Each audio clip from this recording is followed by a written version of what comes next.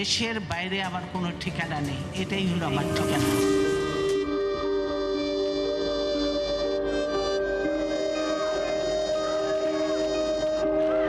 এই দেশ, এই দেশের মাটি, মানুষই আমার সবকিছু। কাজে আমি দেশের বাইরে যাব না। দেশ, দেশের মানুষ আর গণতন্ত্রের জন্য জীবনের শেষ দিন পর্যন্ত লড়াই করে গেছেন বেগম খালেদা জিয়া। বরাবরই তিনি বলে গেছেন, বাংলাদেশই তার আসল ঠিকানা।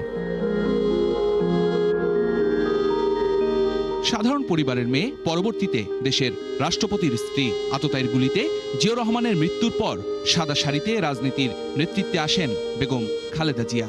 এরপর থেকে লড়াই করেছেন স্বৈরাচার আর ফ্যাসিবাদের বিরুদ্ধে। কখনো নীতি থেকে এক চুলও নড়েননি বলেই জনতার হৃদয়ে স্থান পেয়েছেন আপোষহীন নেত্রী হিসেবে। স্বৈরাচার এরশাদকে হটিয়ে ৯১ নির্বাচনে দেশের গণতান্ত্রিকভাবে নির্বাচিত প্রথম নারী প্রধানমন্ত্রী হয়ে ইতিহাস সৃষ্টি করেন বেগম খালেদা জিয়া। পরবর্তী সময়ে আরও দুবার রাষ্ট্র ক্ষমতায় আসেন, যা তাকে দেশের অন্যতম প্রভাবশালী নেতায় পরিণত করে।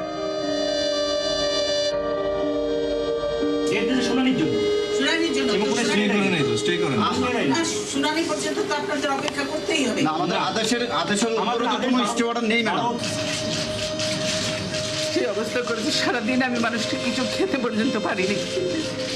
আমার বাড়ির লোকজনকে কিছু খেতে পর্যন্ত দেয়নি। খালেদা জিয়ার রাজনৈতিক জীবনের পুরো পথটাই ছিল কাটায় বিছানো। 1/11-এর প্রেক্ষাপটে পরিবার থেকে বিচ্ছিন্ন হন খালেদা জিয়া। হারান স্বামীর রেখে যাওয়া শেষ আশ্রয়স্থল ক্যান্টনমেন্টের মইনুল রোডের বাড়ি।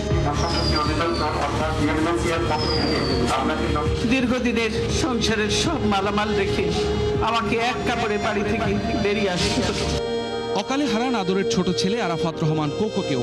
তার স্নেহ বঞ্চিত হন বড় ছেলে তারেক রহমান ছাড়াও পুত্রবধূ আর নাতি নাতনিরা।